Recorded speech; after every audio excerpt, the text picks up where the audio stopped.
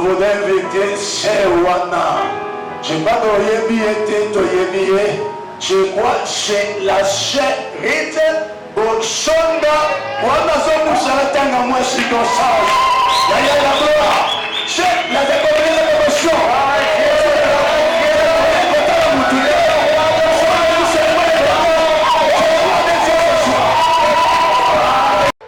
Excellent ministre de Dieu, chers frères et sœurs dans le Seigneur, tous dans vos titres et qualités respectives, shalom.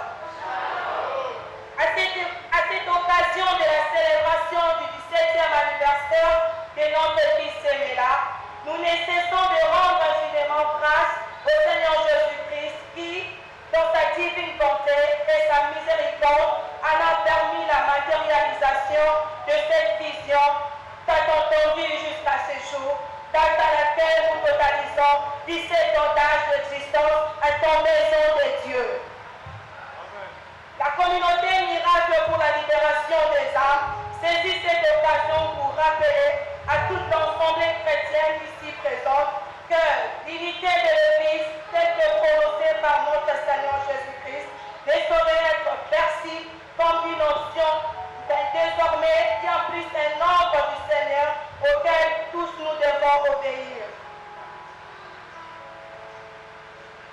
À l'ère où certaines religions occultes se fusionnent pour une visibilité et une synergie plus accrue à travers leur méchante propagande, il nous est permis en tant qu'une Église basée sur le message de la repentance ainsi que de la délivrance dans cette 17e année de rêver d'une possibilité plus efficace de l'affirmation synergique de nos forces en vue d'obtenir un témoignage bien plus éloquent, plus battant, porté à amener l'évangile de Jésus-Christ jusqu'aux extrémités de la terre.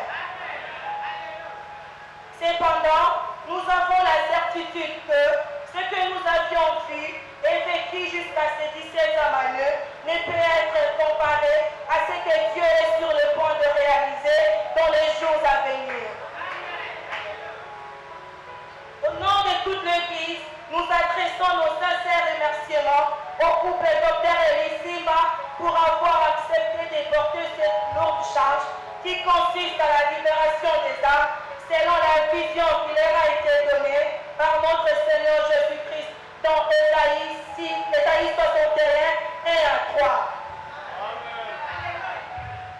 S'il vous plaît, papa et maman, prière de vous lever et l'Église, levez-vous pour applaudir notre très cher patriarche de ce soir.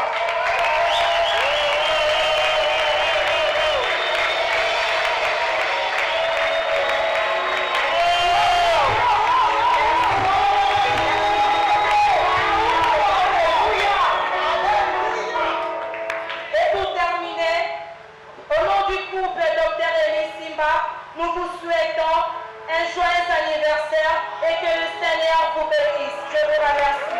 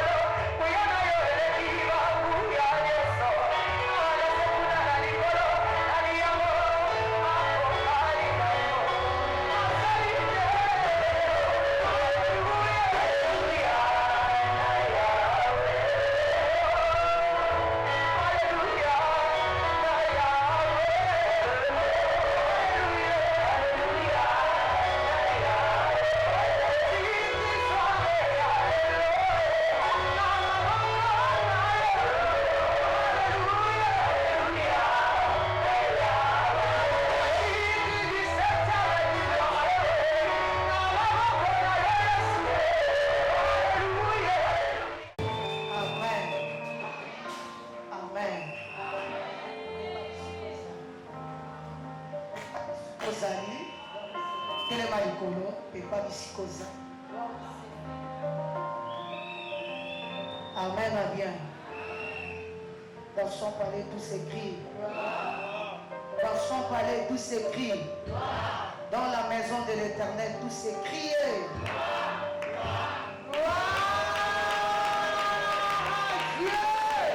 Amen. Vous c'est là le micro bien. Matsa Voli. Pambola na batumi balemi satu yexeza pambola yo. Merci. Pambola batumi balemi satu. Vous c'est là la son vraiment à la bien.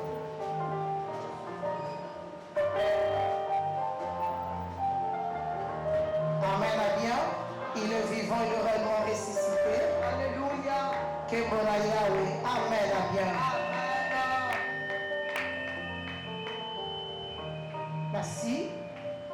Il y a entré, il y a mon sac d'Azambe, la baie de l'Azambe, la boue ma place.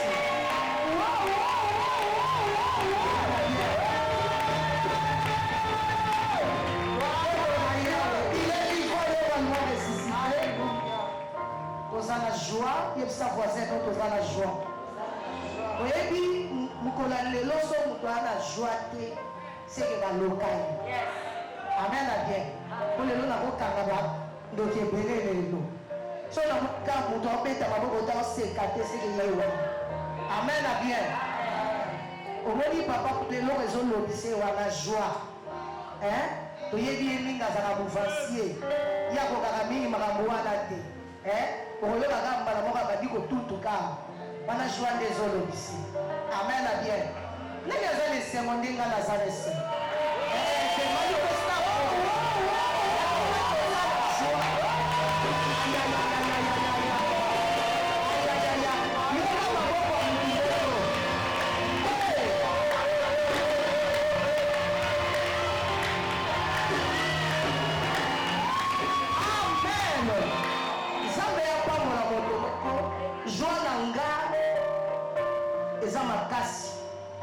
Parce que les lots nous ont célébré 17e année l'église Semela n'a pas papa n'a vu sur place. Il y a vos joies là. Par exemple, aux autres salles. Mais là, on va aller les trop. N'a pas mis le livre de musique. N'a pas mis le livre de musique. Les lots chantent, content. Amen à bien. Les lots chantent, content. Et ça a facilité. So petit mois banda zana ba jour akokisi ba semaine ba mois mbula mobimba na kati wana mwana okutana na kati wana mwana okutana na ba malade na ba mipepe ya ndenge na ndenge ya na baka mususu ba koka ko résister te bokitsa sente pour résister à kokufa pe mais na mawanza na bolinganza lobi na kutu to sambeli mingi na kanili sus na kanisi lisusu ba moment de sacrifice papa ba te belé ba pesa ki biso et comme jamais ça la 2 mois et ça bongo ya to so bandili ka mwango ba pesa ka mikolo et que ça la 2 mois. Et mon télé likambo papa nzamba pambola bino onyoko amina musala et mon télé lobi ndeto lembi notika na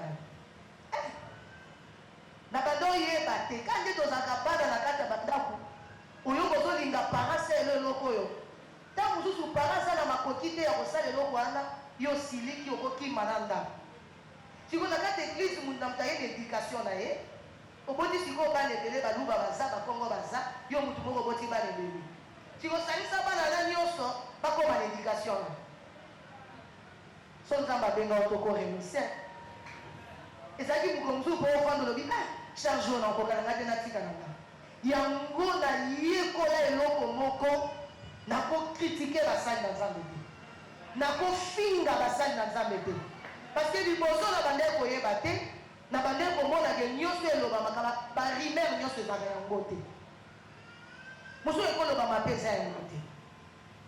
naye kovanda na bi nzambe chaque jour ndeti natika na nga papa emobele bi natiki na ngai me ntongo lobi otikika oraisonne ka ser maria yemba yesu akanganga singa na kini ata natiki nakozongeleka amen na bien donc mosala nzambe eza bien na bato oyo baza na vocation to babengama alors so okoti yango na force okata et lelo toza na joie malgré bambonge malgré mipepe bato ebele bapesa ye biso chance wana te mais toye kocomprendre ke na nzambe tomati lisusu na nzambe tozokoma lisusu eza facile te déjà lelo na 17e année eza na bato mosusu bayaka eya na bato mosusu bakendaka eya na bato mosusu bayaka eya na bato mosusu bakendaka koréunir déjà plus de 250 personnes eza déjà grâce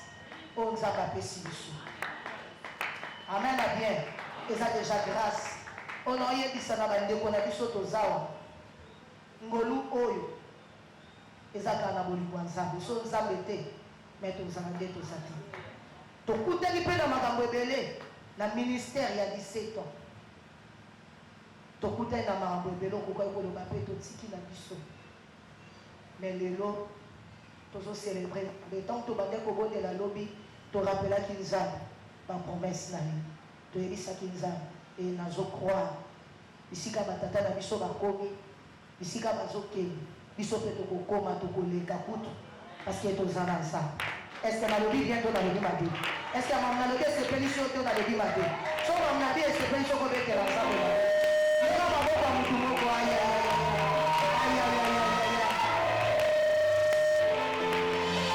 yesu wana oyo namesana koloba nzambe ya baposibilité illimité amen amen a bien papa oyebi yambo nalekiswa awa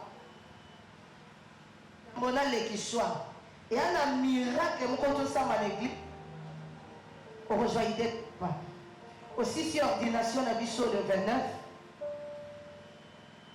29 tokotaki retraite le 4 tobimi retraite le 7 eza na mwana na moko azalaki na église napesaki ye bamessage après avoir kopesa bane papa napesi ye na sexe ya mwana puis napesi ye na jour ya kobota na sexe ya jour ya kobota kaka awa liboso église na télémission nabi on reconnaît un prophète na accomplissement ya message parce que nakomi sur lolendo papa mosalaki ya ekomi singa sur lolendo onction papa nakasa batebele baosepela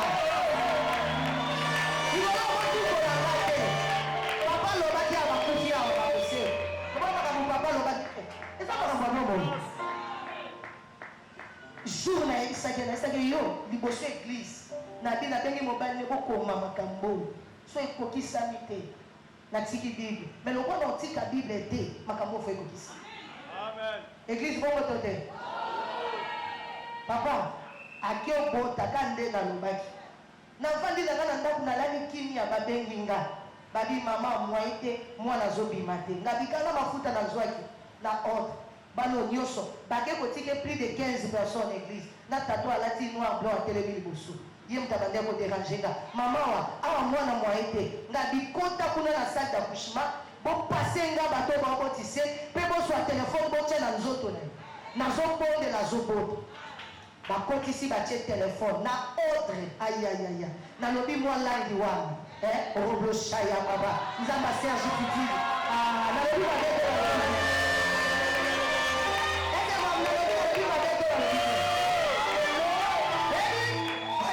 mwa langi wana ezaka bien papa toke nalobi amen mwana pu mwana bibi infirmier balobi jamais ezala te miracle l'hôpital esili te papa bayebisi nga placete ezobima te ngabika ndenge mwana bimika nde yango ekebi bango tu panike oyo abenga tato atelemi awa mama amwaye te zwa infirmière plus de ezali 1h30 minutes placete ezobima te eza impossible asaigner 5 grammes à makila na tension 22 ngabi fiti de uti koleka asali makambo oyo mpo baloba nini ke tosimbikisi jamais nzambe alobi na miso ya bato soni eza te soki tata wana aza na onction wana ekitaki ekotaki na hôpital betela nzambe maboko médecin wana asali transfert alobi mopasenga paster na bino na convaincre mpo bango bakoyi babi paster na biso alinga transfert te en tout cas mwana akobima te bango mpe balobi tokozwa risque wana te na 4 0 en tout cas tosali ye transfert. En tout cas, bokendo luka, bokendo meza, bokunda ba médecin bazebele, batie ba pareil en tout cas, 5 grammes à maquiller c'est impossible. Natation 22 et si batazo kufa. Donc placete zobi mate. Benbish abelinga na bi benbish. Placete ka ndenge bimaki ndenge kota kuna zwatia. Et puis bango kwa ba sali transfert ya ki mambanga tozwa. Mutuka na bi bongo hôpital te. Placete wana zobi. Na yebi c'est infirmier wana na zakananza. Na sa laisse. Quand on a tie prière papa. Prière pas, placez ta pas et bimi.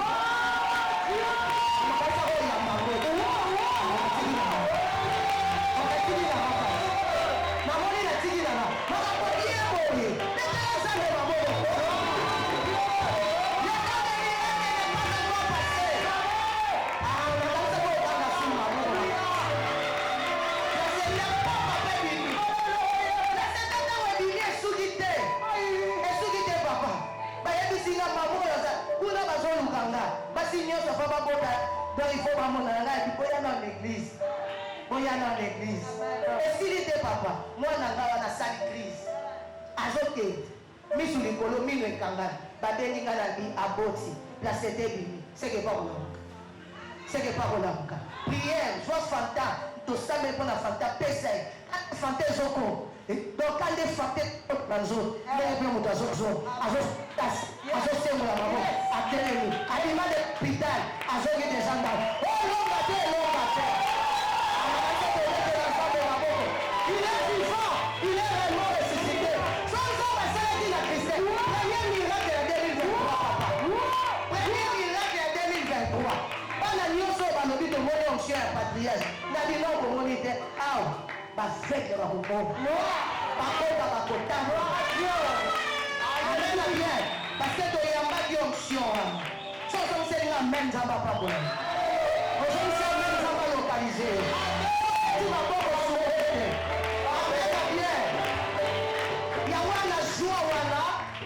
Na 17e anniversaire na biso tolingi to consommer les choses. Y'a sa voisine to consommer. Amen.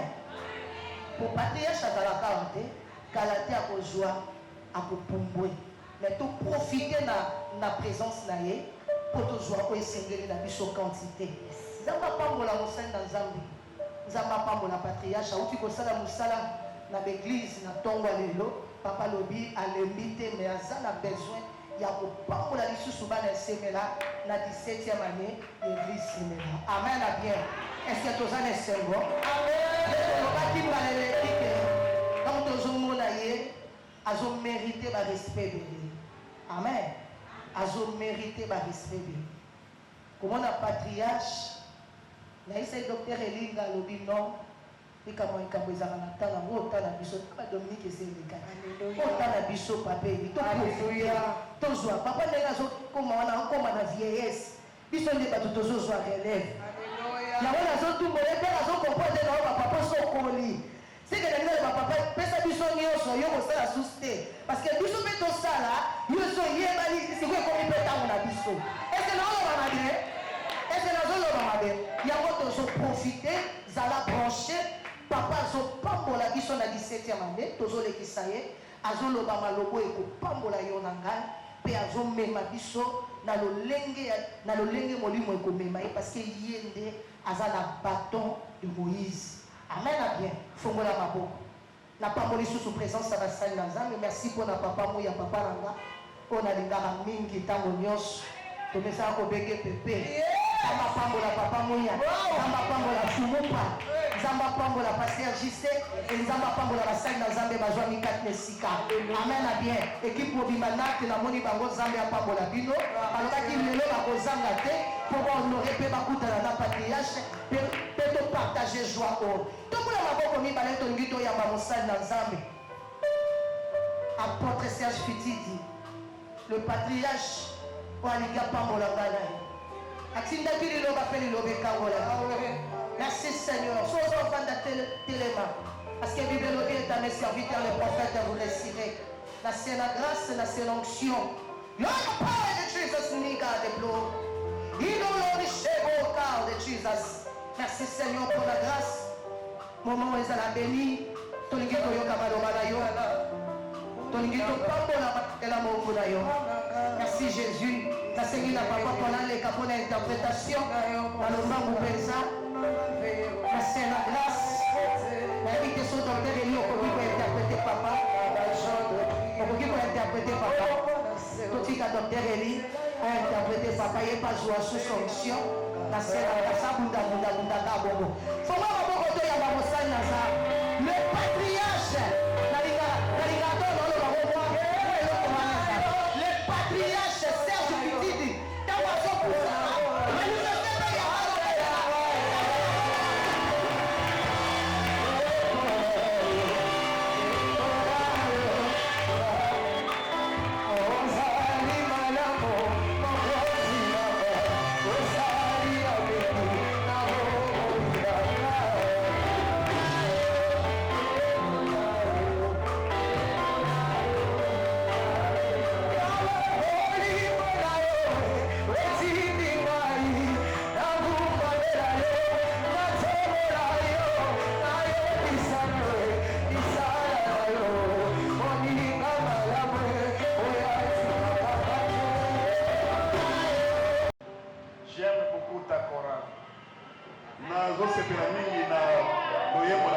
Gloire à Dieu. Je vous aime beaucoup. Quand ces enfants la chantent, mon esprit se déplace vers l'éternel.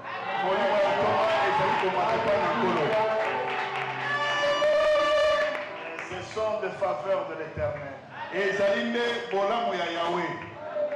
c'est déjà une première pierre très puissante d'édification.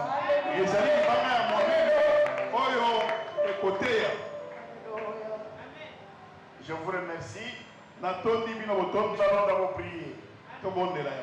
À toi, Père, soit la gloire. À toi, Père, soit la louange. À toi, Père, nos cœurs sont remontés vers toi. C'est une grande joie que de te célébrer.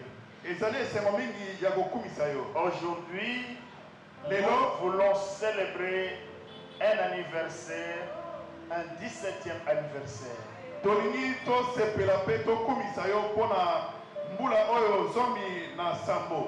ne pas te reconnaître? Toi qui as soutenu ton serviteur, le docteur Eli, et ta servante, la prophétesse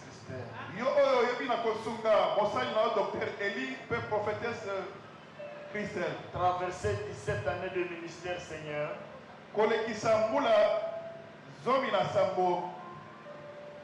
Ceci est une grâce et une faveur.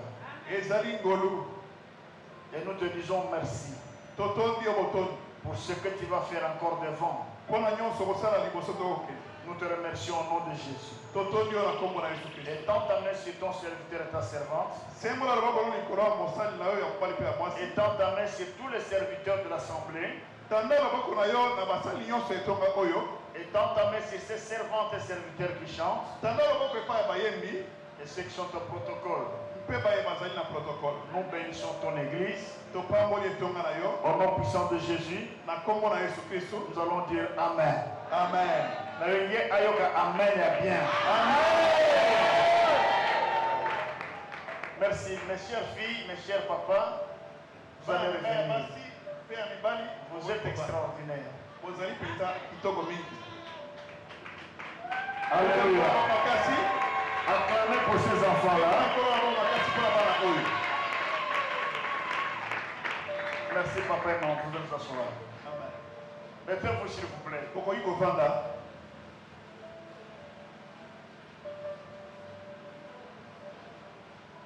Oui, ça c'est très sûr. Je remercie encore le docteur Eli, la servante Christelle, pour m'avoir donné l'occasion d'être ici.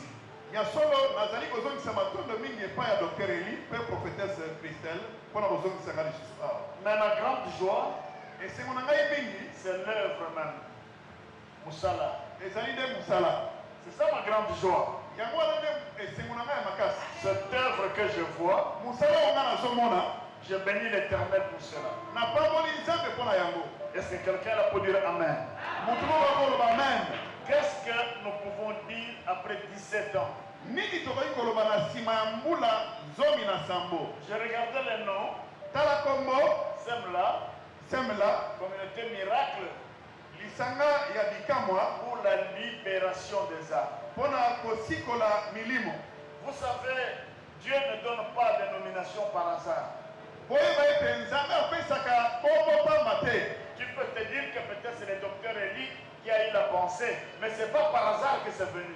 okoki koloba ke dokter eli nde azwi makanisi wana me euti pamba te Mais c'est Dieu qui avait un plan pour cela. nzambe nde moto apesaki nzela na yango Vous êtes un groupe destiné à libérer les autres âmes. bozali lisanga oyo esengeli oyeba na kosikola milimo mosusu Cela doit s'accomplir. esengeli ekokisama Alléluia. amen Je viens simplement vous donner un conseil aujourd'hui dans mon enseignement. nalingi napesa bino oyo ezali bango toli na malakisi na ngai ya pokwa lelo Je viens vous parler pour vous dire ce que je veux et ce que je comprends. nalingi nalobela bino oyo ngai nalingi mpe oyo ngai nazali kososola Et surtout quand Dieu donne une nouvelle année comme celle-ci, mingimingi ntango nzambe apesaka mbula ya sika lokola oyo Dieu te donne une année comme 2023 nzambe apesi yo mvula lokola 2023 avec un nom qui est collé à ton identité. na kombo oyo epesami na bomoto na yo Sur ton identité, il est collé un nom. na bomoto na yo eza na kombo moko Libérateur des âmes.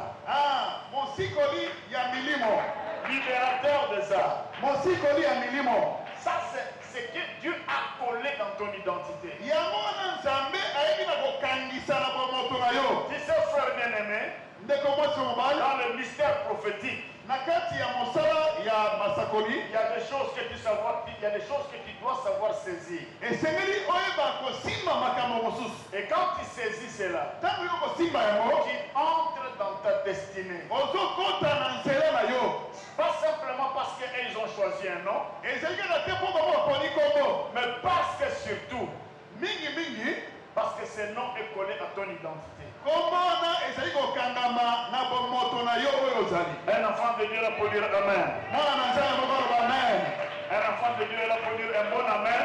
mwana na nzela moko aloba amen na kitoko Un super Amen. amen ya kitoko penza ya kitoko Alléluia.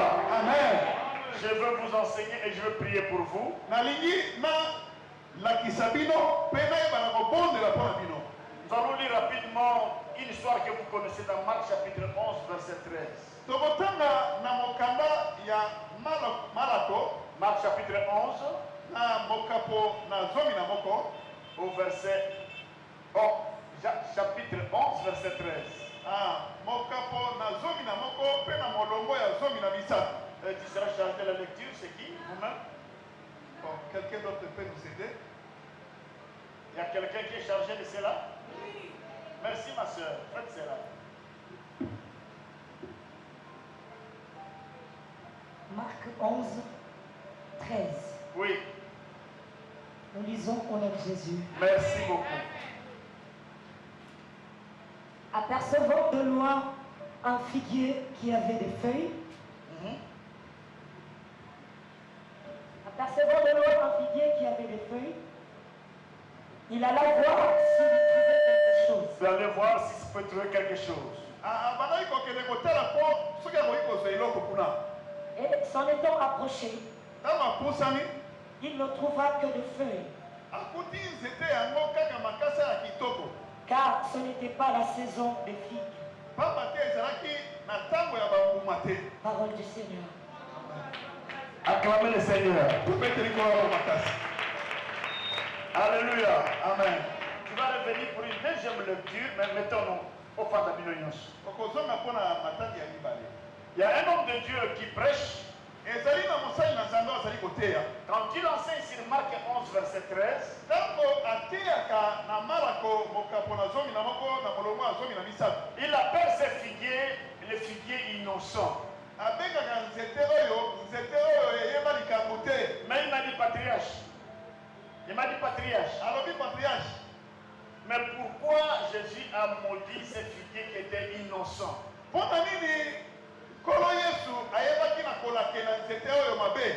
Non, non, non, ma soeur, mon frère, regarde-moi très bien. Ces figuiers n'étaient pas innocents. Ces figuiers n'étaient pas innocents. Si c'est dans le mystère prophétique, quand tu es devant le Seigneur, tu n'es pas innocent quand tu ne produis rien. Non, non, tu n'es pas innocent. Tu n'es pas innocent quand tu ne produis rien. Et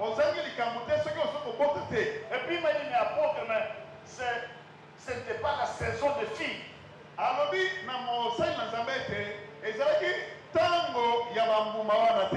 l'homme de Dieu m'a dit, mais tu ne vois pas que ce n'était pas la saison de filles? C'est Christ qui est venu provoquer les figuiers. Non,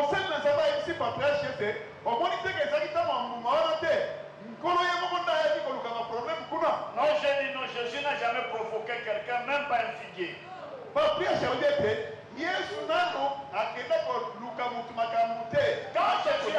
Quand Jésus avance pour nous dire quelque chose, la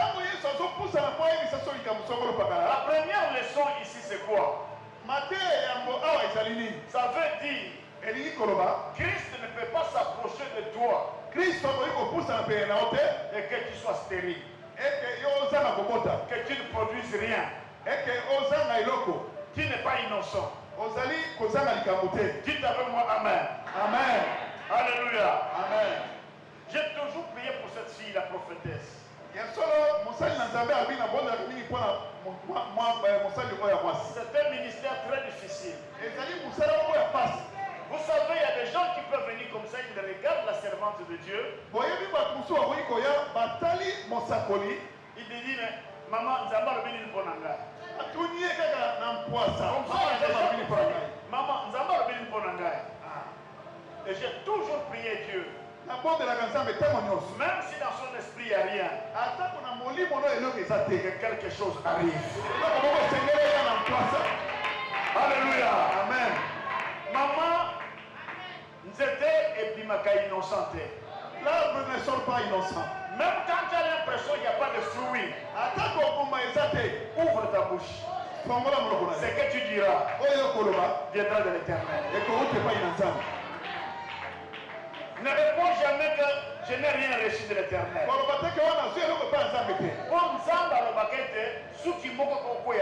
Amen. Ce qui a permis de rien goûter. Et quand quelqu'un vient et te dit, qu'est-ce que tu as dit pour moi? C'est Dieu qui a envoyé cet homme. Même si dans ta tête il n'y a rien, ouvre ta bouche. Ce qui sortira viendra de l'Éternel. Amen. Amen. Dieu n'aime pas les arbres qui ne produisent rien. Non, Dieu n'aime pas les arbres qui ne produisent rien. Alléluia. Amen. Alléluia. Amen. Qui a fait les saisons? Nana Salama saison. C'est Dieu. Qui a fait les saisons? Nana Salama saison. Mais c'est Jésus. Et c'est Jésus-Christ. Quand l'arbre dit que ce n'est pas ma saison, qui a créé l'arbre? C'est Jésus. Et qui fait les saisons? Qui fait les saisons? C'est encore Jésus. Et quand Jésus vient, il dit tu dois avoir le fruit. Et toi tu réponds ce n'est pas ma saison. C'est que tu n'as pas compris le mystère. Alléluia. Amen. C'est que tu n'as pas compris. Tu veux gagner cette année. Cette année 2023. Tu ne peux pas rester un arbre vide. Tu ne peux pas rester un arbre vide. Tu ne peux pas rester un arbre vide. Au nom puissant de Jésus. Au nom puissant de Jésus. Si tu es célibataire, tu ne vas pas rester un arbre vide. Quelque chose doit arriver. Quelque chose doit arriver. Sans cause à la commerçante. Si tu es commerçant et tu as l'impression que tu n'as pas de fonds, cette année, tu ne pourras pas être un arbre vide. Le capital viendra entre ton nom.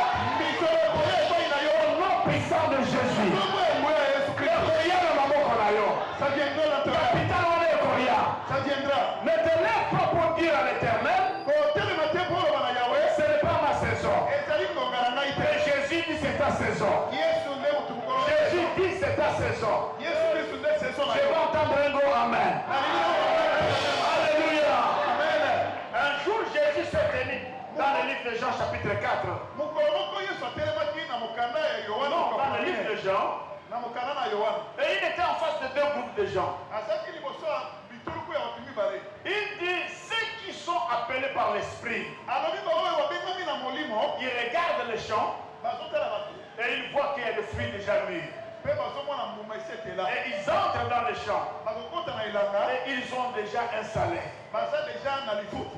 Mais il y avait un autre groupe. Groupe mususu. Jésus leur dit, regardez le champ. Yesu abi botala batu. Ils ont dit, il n'y a rien. Babi batu baza te. Il n'y a rien. Eloko eza te. Alors Jésus leur dit, Yesu abi na bango. ceux qui sont révélés Oyo basofomami miso. ont déjà regardé Basi batali. et ils ont vu le fruit Basi bamoni mbuma. et ils sont entrés Bakoti. et ils ont déjà la rémunération. Basi bazwi deja lifuta na Ils ont bango. déjà leur salaire. Bazwi lifuta na bango. Voyez pourquoi j'aime le ministère prophétique. Oyebi mpona nini nalingaka masakoli. Il y a des gens quand Christ te dit regarde, Bato mosusu kati na Kristo soki ayebisi otala. tu ne vois toujours rien pour ta vie. Ozomona eloko moko te mpona bomoi na yo. C'est là quelqu'un t'entend déjà dire Yango wana nde boyoka bato bazali koloba. ngonga na ngai ekoki te. Ce n'est pas mon temps. Nzambe ye moko ayebi ngonga na ngai. Dieu connaît mon temps. Mais je te dis prophétiquement, Nayebi si yo na lolenge basakoli. regarde très bien. Tala malamu. Regarde très bien. Tala malamu. Libala wana c'est commis déjà. Amen, amen, amen, amen, amen. Alléluia. Regarde très bien. Tala malamu. Regarde très bien. Tala malamu. Ce mariage-là, Libala wana. c'est déjà venu. Essayez déjà. Le fruit de ton mariage est déjà mis. Mbuma ya libala wana esi eteli. Alléluia. Amen. Regarde très bien les chants prophétiques. Tala malamu na bilanga ya basakoli. Ta guérison est déjà là. Lobi koma esili koya. Amen, amen. Amen. Non, ne dis pas ce langage-là. Koloba lokola bawana te. Quand un homme de Dieu prie pour toi, Ntango mosali na Nzambe asambeli mpo na yo. comme ce garçon qui est loin puissamment, Ah, lokola mwana mobali oyo. quand il est en train de prier, Ntango azobondela. s'il y a des gens qui sont guéris à côté de toi, Soki bato babiki pembeni na yo. koloba te ke ngonga na ngai na comité, Il faut que ce n'est pas encore mon temps. tes yeux sont aveugles. Tu veux essayer à mon Tes temps. yeux sont aveugles. Ozomona te. Parce qu'avec Jésus, Elongo na Yesu. ceux qui ont de bons yeux spirituels, Oyo baza na miso ya molimo. quand ils regardent les champs, Ntango bazotala bilanga. ils voient déjà les fruits mûrs. Bazomona mbuma esi etela. Alléluia. Amen. Ceux qui ont les yeux prophétiques, Oyo baza na miso ya quand ils basakoli. regardent son corps, Ntango azotala nzoto na ye. ils voient directement les mariages. Azomona libala. Non simplement Zomona, Azomona mais libala. écossailement au nom de Jésus. Mais ça se fera en nom de Jésus-Christ. Je viens ce soir pour te dire, Nayeba mpuko eloko oyebisa yo. pendant cette année 2023, Na mbula oyo 2023. n'hésite pas, Kotia tembe te. n'hésite pas. Kotia tembe te. Quand Dieu met une conviction en toi, Nzambe akotia kondima kati na quand Dieu yo. met une conviction en toi, Ntango Nzambe azotia kondima kati na yo. rencontre l'homme de Dieu et la servante de l'Éternel. Kutana na mosali na Nzambe docteur mpe mosakoli. Quand elle parle, Ntango bazali koloba. ne dis pas que mon temps viendra. Koloba teke ntango na ngai koya. Parce que pendant qu'elle parle, Ntango bazali koloba. c'est que le temps de l'Éternel est déjà là. Ntango na Nzambe ezali deja wana. C'est que le temps de l'Éternel est déjà là. Ntango na Nzambe ezali wana. Je voudrais entendre un gros amen. Amen na makasi na lelo amen na Je makasi. voudrais entendre un gros amen. Nalingi na yoka amen na makasi na bilolo. Regardez ces noms prophétiques. Tala kombo oyo awa. Regardez ces noms prophétiques. Tala kombo oyo ya basakoli. Communauté miracle pour la libération des âmes. Lisanga ya bikamwa mpona kosikola bilimo. Si je te disais, nous allons aller dans les rues pour évangéliser, Soki nayebi so tokende na nzela mpona kopanza sango. tu me diras non, tant qu'on a ne kokite. Okolobaka ntango na ngai na Mais mekomete. moi, je te dis, Kasi mosakola si tu mama. pars maintenant évangéliser, Soki okei kosangola cette sango. âme-là t'écoutera. Et il viendra ici au nom de Jésus. Oya na kombo. Car ton temps est déjà accompli. Ntango ese ekoki. Car ton temps et la puissance dans ta bouche est déjà là. Ote ntango na yo na nguya na monoko ese Ne dis pas que mon temps n'est pas là. koloba teke ntango na ngai ekoki. Mais il d'un côté, il y a terre. Je ne connais pas Il y a un comment homme dans la Bible, un prophète qui a dit, Seigneur, je ne sais pas parler. mosakoli koko na bible oyebi ete nkolo nayebi koloba Et te. Jésus lui a dit, mais qui a fait la bouche? Yesu aibisi ye nani asala monoko. Et le Seigneur lui a dit, mais qui a fait la bouche? Kola lobi ete nani asala monoko. Qui a fait la bouche? Nani asala monoko. C'est moi qui ai fait la bouche. Ngai nde nasala monoko. Et c'est moi qui ai mis les paroles en Ngai nde toi. motu natie maloba kati na yo. Pour que ce 17e anniversaire soit réel. Po ete mbula oyo ya donc zomi na Cet sala ya anniversaire soit réel. po ete kokosama anniversaire ezala ya solo. Qu'est-ce que nous allons faire pour la 18e année?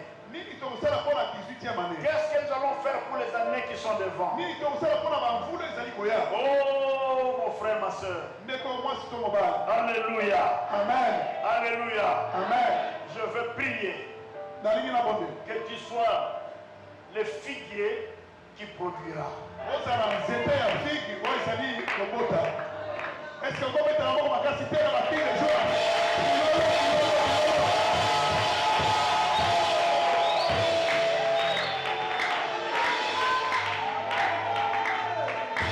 Oyo ensemble, ce qui est de Dieu oyo eza nzambe a toujours le fruit. ezalaka na mbuma. C'est pourquoi dans le psaume chapitre 1, yango na banzembo bokapo na yango Dieu dit, nzambe alobi cet arbre-là mbuma wana produit le fruit à sa saison nzete wana ekobota mbuma na ntango na yango 12 fois par année. mbala zomi na mibale na mbula. Quand un arbre produit 12 fois par année, soki nzete ezali kobota mbala c'est zomi na que mibale le Seigneur voulait dire ceci. elakisi nkolo alingi oloba boye L'arbre qui est sous son onction, nzete eyambi epakwa. tous les mois sont les saisons. basanza nyonso ezali Tous les mois sont les saisons. basanza nyonso ezali ngonga. Tous les mois sont les saisons pour basanza produire. nyonso ezali ntango malamu mpo ete ebota. Dans le psaume 1, na mopelo banzembo ya yango on dit que l'arbre qui est planté près d'un courant d'eau. bible ezoba ete nzete Le mois de novembre, c'est ta saison. Et je déclare au nom de Jésus, le mois de décembre, c'est ta saison. alobi na kombo na yesu kristo sanza zomi na mibale eza ya yo. Alléluia. Amen. Alléluia. Amen. Yo sans était te lona yo awa. Tu es un arbre planté Un ici. arbre que le docteur Élie et la prophétesse ont planté ici auprès du courant d'eau de l'éternel. ozali nzete oyo prophète mpe docteur baloni awa mpona lokumu na nzambe. Bongo janvier les gars, yo so oya yo te. janvier ne peut pas passer sans que tu le sors. Parce que cet arbre doit produire 12 fois l'année. papa te nzete yango esengeli ebota mbala zomi na Lève ta main mibale. avec moi. tombola eloko lengo na Dis ngai. Seigneur, loba nkolo en janvier, en janvier je veux produire. je vais produire. En janvier, en janvier va se préparer mon mariage. je dois préparer mon mariage. En janvier, en janvier va se préparer mon diplôme. je dois préparer mon diplôme. Dis-moi en janvier, en janvier ma santé sera préparée. ma santé sera préparée. Et l'onction de Dieu et l'onction de Dieu sera avec moi à partir du mois de janvier. sera avec moi à partir du mois de janvier. La ligne est quand même bien.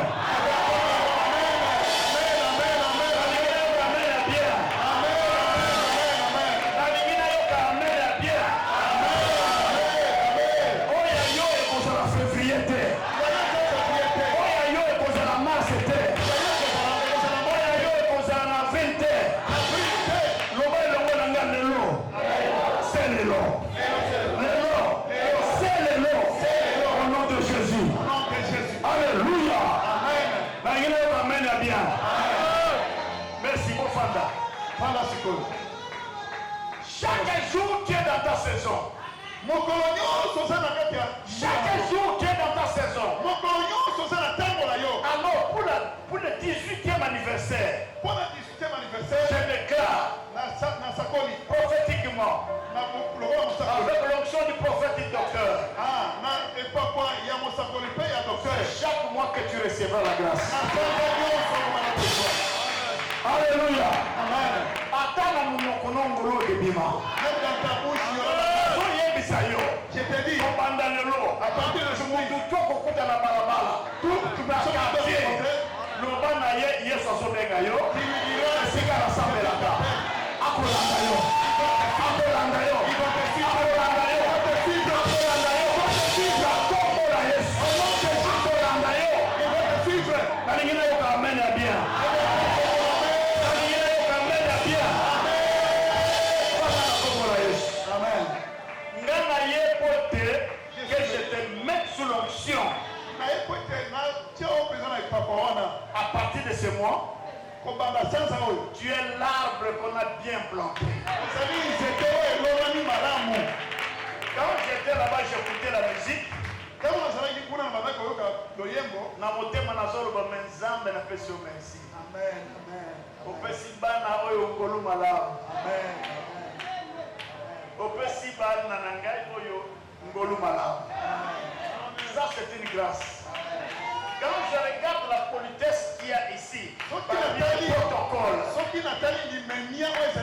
quand j'entre ici, il dit Seigneur, je bénis ta servante et ton serviteur. Car la grâce est sur ce lieu. Amen. Ma 18e anniversaire. Donc, on s'en a mot qu'on attend, mot qu'on a prévu. Alléluia. Ma 18e anniversaire. Donc, on s'en a parti, mot qu'on attend. Tellement de combatants à ma mine. Et puis, partir à l'Imalé l'après-midi.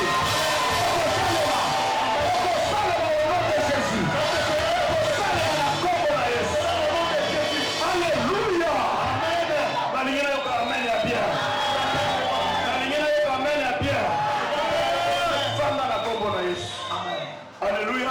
Amen. Vous savez qu'est-ce que nous pouvons faire pour les jours qui viennent? D'abord que tu portes ton assurance. D'abord que tu instruises ton esprit. Que chaque jour, comme je suis un arbre planté près d'un courant d'eau, chaque jour est un jour favorable. Chaque jour est un jour favorable. Pour moi, ça s'accomplira. Pour moi, ça va s'accomplir. Oh, j'ai la joie. Quand je viens ici, j'ai la joie. C'est vrai. Je venais chez Papa Israël le matin. J'ai regardé le matin. J'ai dit, tu es un merveilleux Dieu. Amen, amen. Amen. Amen, amen. Amen. Bongo awa tango ekobanda lisusu libération des âmes. Amen. Nani akotika la nanda? Nani akotika la nanda? Nani akotika la nanda? Parce que c'est la mission que Dieu nous a fait porter. Oh yes. Alléluia. Amen. Et ça va s'accomplir au nom de Jésus. Amen, amen, amen. Je veux mettre sur toi, sous le manteau du docteur Eli et de la servante de Dieu, la prophétesse. Je veux mettre sur toi une parole d'assurance. Lève ta main comme ça. Lève ta main comme ça. Je mets sur toi. Je mets dans ta bouche. Je mets dans ton esprit. Et je le déclare devant le trône de Dieu. Je mets devant toi une parole d'assurance. Si tu marches avec Dieu, à quiconque tu parleras, il t'écoutera au nom de Jésus. Il t'écoutera au nom de Jésus. Et là où tu feras tes démarches, que ce soit les démarches du travail, que ce soit pour ta santé, à qui tu parleras, il t'écoutera au nom de Jésus. Cette année, tu dois progresser. Tu dois progresser. Cette église doit progresser. L'homme de Dieu va progresser. La servante de Dieu va progresser.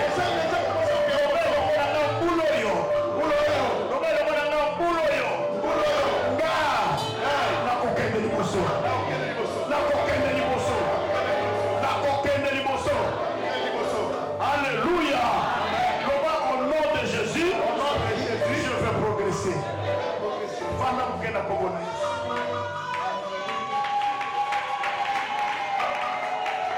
Il est vivant.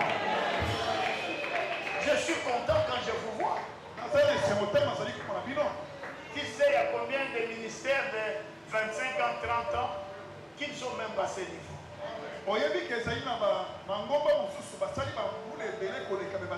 Construire merveilleusement comme ça. Et apporter autant des âmes. apporter autant des armes à l'église. Et avoir certaines bases bien formées. Non, ce n'est pas donné à tout le monde. Non, ce n'est pas donné à tout le monde. C'est pourquoi j'ai dit à l'Éternel tout à l'heure au bureau. J'avais dit ici, si Dominique est à 6 000 personnes, ici ça atteindra 7 000 personnes. J'ai rappelé cela à l'Éternel. J'ai rappelé cela à l'Éternel. Et je lève ma main pour te dire, ça va s'accomplir au nom de Jésus. Ça va s'accomplir au nom de Jésus. Qui avec moi, amen. Osa mutupa mbate. Amen. Osa mutupa mbate. Non, osa mutupa mbate. Osa nzete balona yo pembeni ya mai. Balona yo pembeni ya mai. Okokauka te. Matiti na yo okokauka te. Reçois cela. Dans tous les domaines de ta vie. Okokauka te. Reçois cela. Soki na libala okokauka te. Reçois cela. Soki na musala okokauka te. Reçois cela. Bien-aimé, reçois cela. Bien-aimé, reçois cela. Attends mon classe na yo. Okozala mutu ya distinction. Reçois cela. Reçois cela. Tu vas distinguer au nom puissant de Jésus. Amen. Acclamez pour l'Éternel de Dieu la gloire.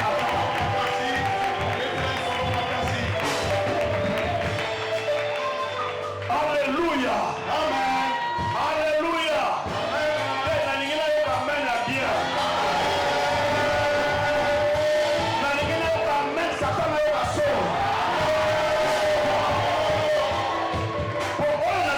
Ce que j'ai dit ici, ça s'accomplira. Tu sais combien j'aime ce garçon et cette fille. Comment je les porte dans mon cœur. Alors quand je parle ici, Dieu le fera. Dis avec moi un bon amen. Dis encore avec moi un bon amen. Il est vivant. Il est ressuscité. Dans l'onction que nous avons, non, on n'aime pas ce qui est stérile. Tu dois produire quelque chose. On va prendre un dernier texte. Dites avec moi amen. Amen. Un petit texte et puis un tout petit texte encore. La sœur de lecture est là. Nous allons lire dans Ésaïe chapitre 5. Ésaïe chapitre 5. Nous allons lire les versets 1 à 6. Tu connais déjà l'histoire. Mais je reviens sur cela. Tala Likamboué. Amen. Tala Likamboué. Amen. La libération des âmes. Mais je bénis ce nom, mon Dieu. Alléluia. Amen. Alléluia. Amen. Alléluia. Amen. J'ai passé hier à Lemba, c'est de la sous-région vers la super Lemba. J'ai passé dans la voiture. J'ai regardé ces couloirs-là. J'ai regardé ces couloirs-là. De la pompe d'essence jusqu'à Super Lemba. De gauche à droite. Vous connaissez ce que je veux dire? Oui, oui. De gauche à droite, qu'est-ce qu'il y a? Hein? De gauche à droite, qu'est-ce qu'il y a? La bimi la voiture n'a nyati. Oh Jésus. Dis Seigneur. Seigneur. Couloir n'a pas mot. J'ai marché. Attends, j'ai dit cette année. Donc, au salaire, le couloir est au sakana.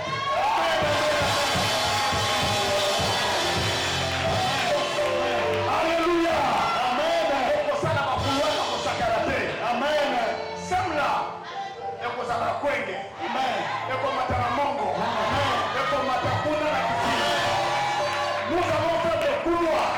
Pour toi, sur les gars, ma tête. Il faut qu'on bailler.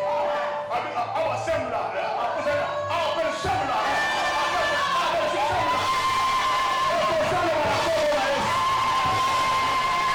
Alléluia. Alléluia. Amen. Donc, pour créer un couloir et un bison. Amen. Si le diable peut créer un couloir comme celui-là, et le Saint-Esprit peut faire quoi? Dites avec moi Amen. Mettez-vous. Ceux qui te posent là, la quartier non sur terre. Mais quartier, il faut pas bailler bichon. Premier culte est ici, deuxième culte est possible. Deuxième culte est ici, troisième culte est possible. Troisième est ici, quatrième culte est ici. Dans le recours, on a 18h dans le bito, paiement, tape au paiement. Bayon, il est sur la 20h, 5e culte est possible.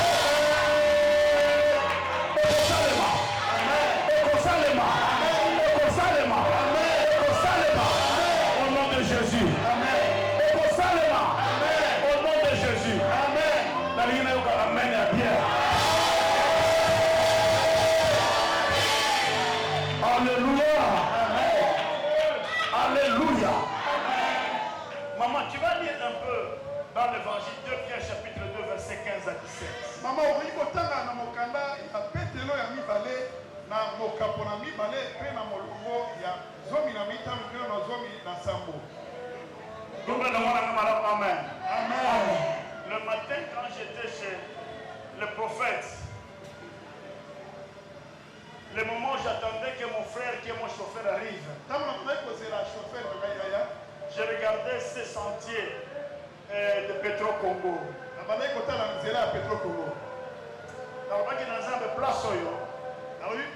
Cet endroit deviendra un terminus. Amen. Amen. Parce que les taxis viendront chercher les clients là-bas. Les motos vont chercher les clients là-bas. Oh yes. Amen, Amen. Amen.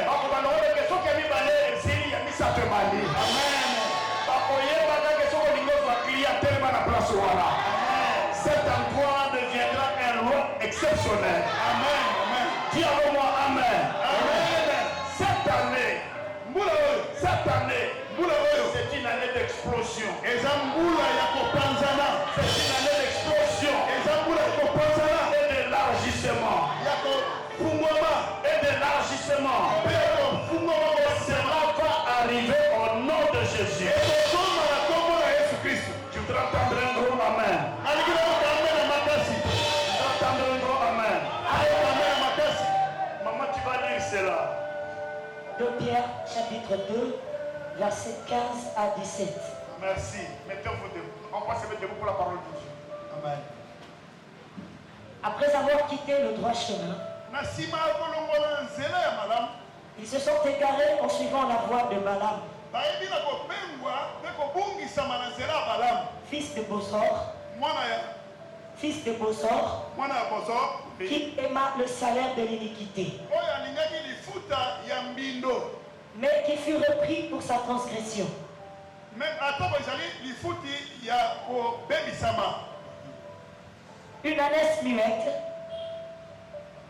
Une ânesse muette, faisant entendre une voix d'homme, arrêta la démence du prophète. Merci. Continuez. Ces gens-là sont des fontaines sans eau,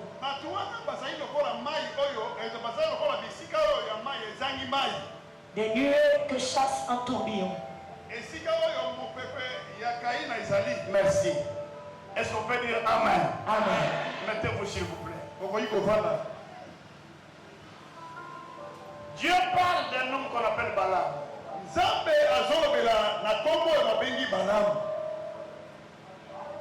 Il a dit, vous n'aimerez pas les salaires que Balaam a. Dis avec moi Amen. Amen. Dis avec moi Amen. Amen. Il a choisi les salaires de transgression. Ye aponaki lifuti ya mbindo to ya mpita. Mais la transgression, souvent on a traduit ça par péché. Mingi tolibola la transgression na lisumu. Mais transgression ne veut pas dire directement péché. La transgression signifie une obéissance à Dieu, mais de ta propre façon. Est-ce qu'on peut dire un bon amen? Amen. Alléluia. Amen. Je n'entends pas bien. Alléluia. Dieu dit, vous n'agirez pas comme Balaam. Lui a choisi le salaire de la transgression. À cause de cela, Dieu a envoyé un animal pour lui parler. La transgression, c'est quoi? Prenons que je venais ici au bureau. J'ai dit, je veux avoir une prière ici à l'intérieur. Et quelqu'un est dehors, peut-être quelqu'un du protocole. Je lui dis, ferme la porte. Tu fermes la porte et tu déposeras la clé au marché de ma tête. Alors moi j'ai appelé quelqu'un. Je lui ai dit, tu viendras ici au bureau à 16h. Je serai là. Mais il faut passer par le marché de ma tête. Alors à 16h moins le quart, la personne constate qu'il est en retard. La personne constate qu'elle est en retard. Il s'est dit non, alors je vais courir directement au bureau. À 16h juste, il est devant le bureau. Il a obéi à ce que je lui avais demandé. De venir à 16h. Mais quand il arrive ici, il frappe la porte, je dis c'est qui? Il donne son nom. Je lui dis ouvre la porte. Il me dit la porte est fermée. Et moi je lui dis mais ouvre la porte. Il dit non mais je n'ai pas de clé. Et je lui pose la question, est-ce que tu es passé par le marché de matin? Il dit non, j'étais pressé. Est-ce que cet homme a obéi pour venir ici à 16h? Oui, il a obéi. Mais est-ce qu'il peut obtenir la grâce que j'avais pour lui à l'intérieur? Il ne peut pas voir ça. Pourquoi? Parce qu'il a obéi par transgression. Il n'a pas fait comme je lui avais demandé. Cette année ici, n'agis pas par transgression. Amen. Sala lokola batawu sibazo senga. Sala lokola kolo azo senga. Amen. Alléluia. Amen. Kotosa par transgression te. Tosa par obéissance. Amen. Qu'est-ce qui est arrivé ici? Dieu a utilisé un animal pour lui parler.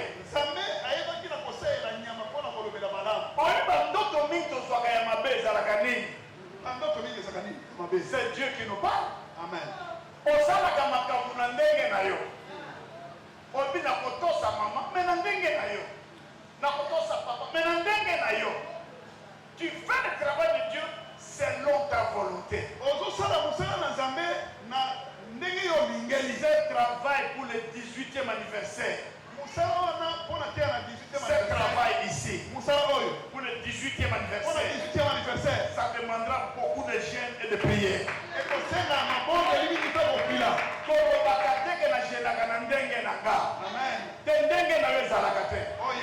Donc, jeûner de l'église Tokoyokana.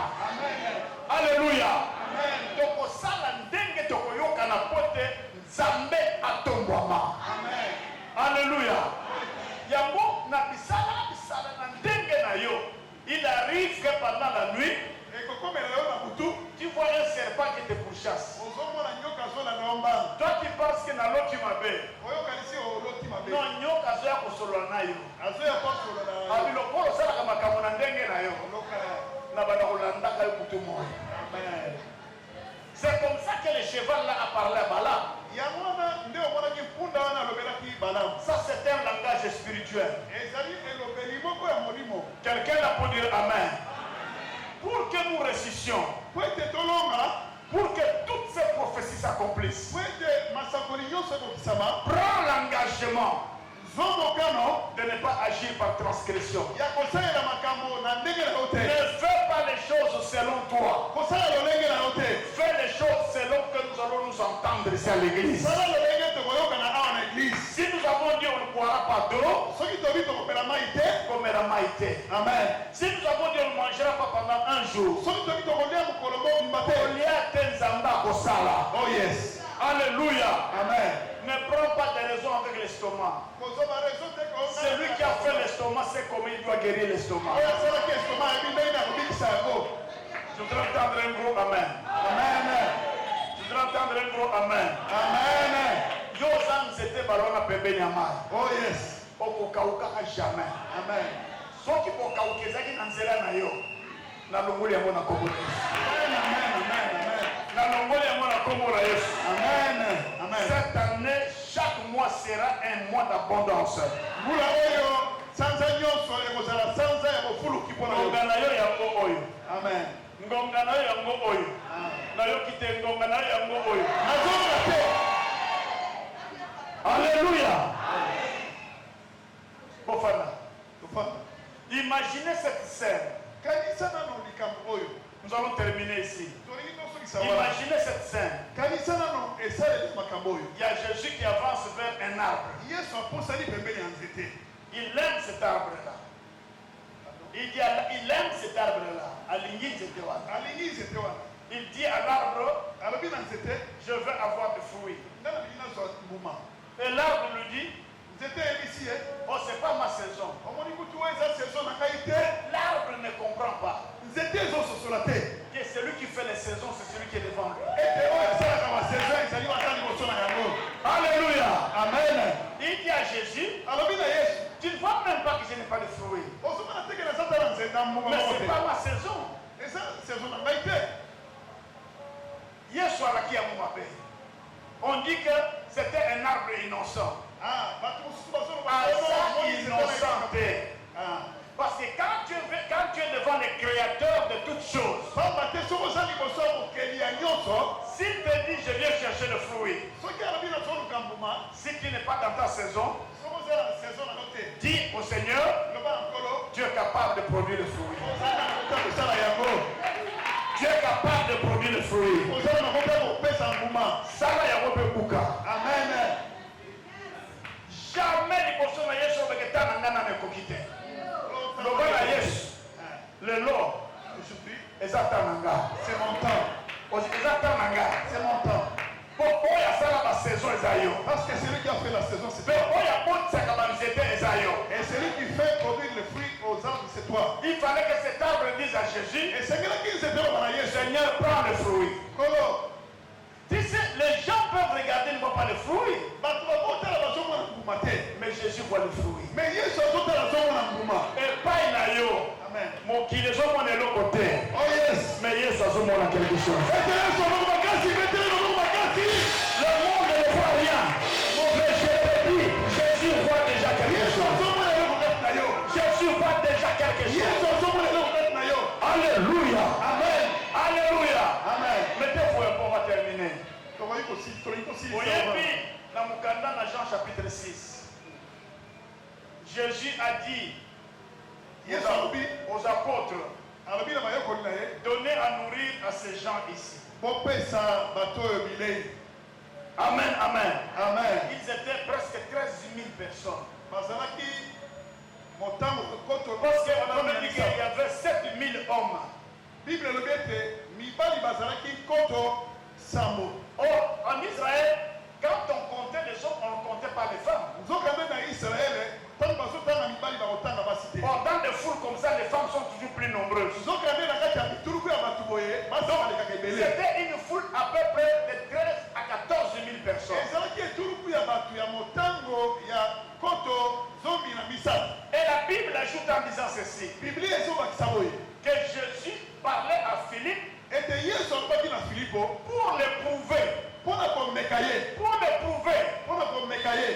lui Jésus, po ete ye yesu lui savait ce qu'il va faire, ayebaki nini ya kosala même là où il n'y a pas de nourriture. atako esika bilei ezali te Il savait ce qu'il va faire, ayebaki nini ya kosala même là où il n'y a pas d'argent. ata esika mbongo eza te Dis avec moi Amen. loba na ngai lobo amen Yesu ayebaka. il connaît Ntango alobi pesanga, lorsqu'il dit donne-moi soki alobi sala boye, s'il dit fais ceci koloba te naza na makoki te. ne dites pas que je n'ai pas d'opportunité Parce que Jésus sait toujours yesu ayebi nyonso comment tu peux produire le fruit en un instant. ndenge nini okoki kobota mbumaka na ntango wana Comment tu peux produire le fruit en un instant. ndenge nini okoki kobota mbumaka na ntango wana Alléluia. amen Et la Bible dit qu'il a dit cela à Philippe pour le prouver parce qu'il savait ce qu'il va faire.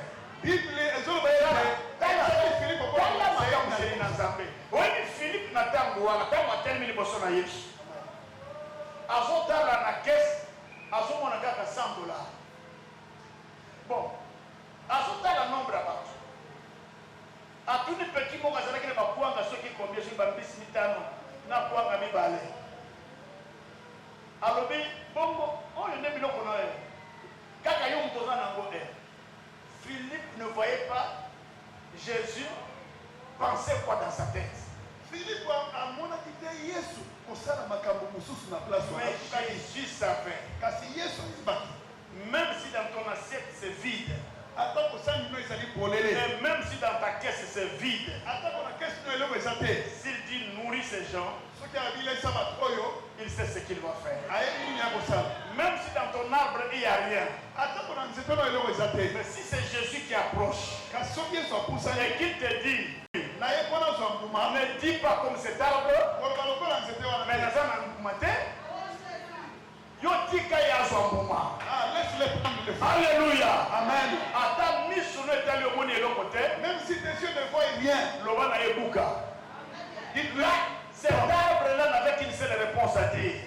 nzete oyo ezali kaka na yango bakopesa Quand Jésus lui a dit, ntango yesu alobi na je ye viens chercher le fruit, aye koluka mbuma il fallait que l'arbre lui dise que maître, tu peux cueillir le fruit. amen esekelaki esekebisaka ekolo Parce que c'est que toi tu ne vois rien, papa te soki ozomona eloko te Jésus voit quelque chose. yesu azomona eloko C'est que toi tu ne vois rien, oyo ozomona eloko te Jésus voit quelque chose. yesu azomona eloko Talanga, omoni na mbula oyo, amen talanga bien. amen Talanga na mbula oyo, amen mabale kotonda.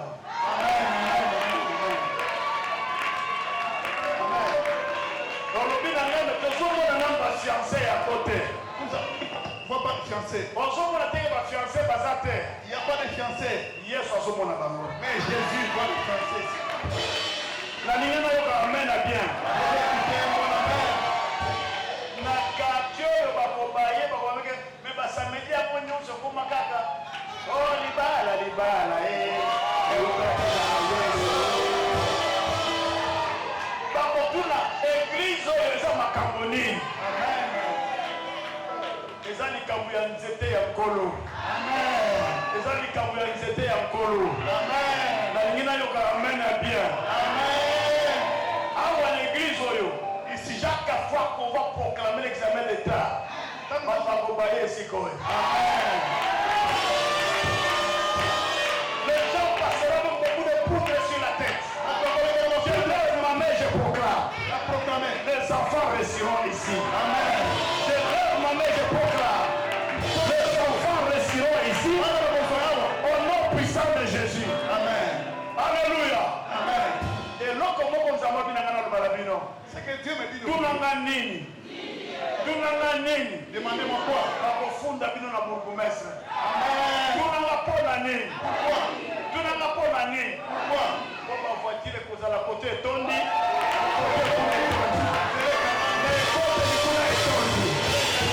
Alléluia.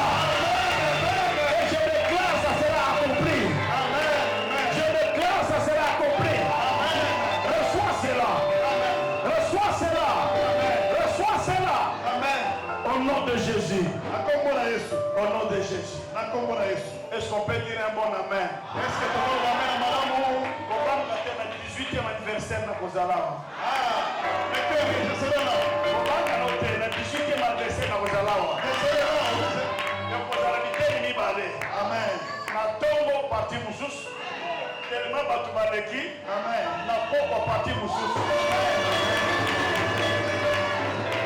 Acclamez pour le Seigneur. Acclame, acclame, acclame, acclame, acclame. Acclame, acclame, acclame au nom de Jésus. Acclame, acclame au nom de Jésus.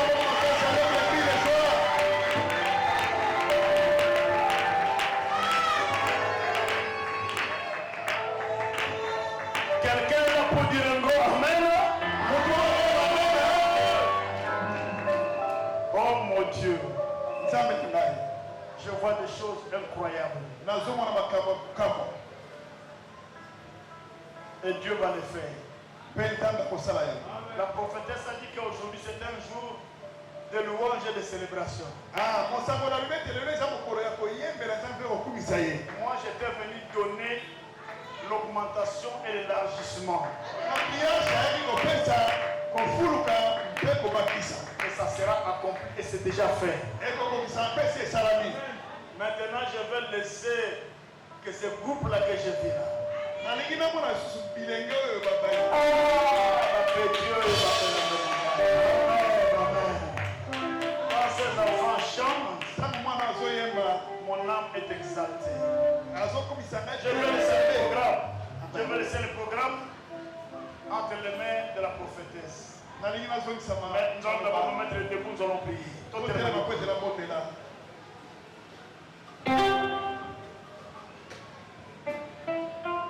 Tellement Nicolas te monde là.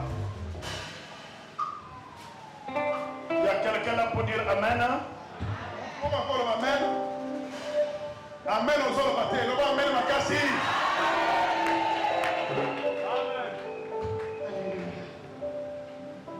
Pour le Seigneur, merci.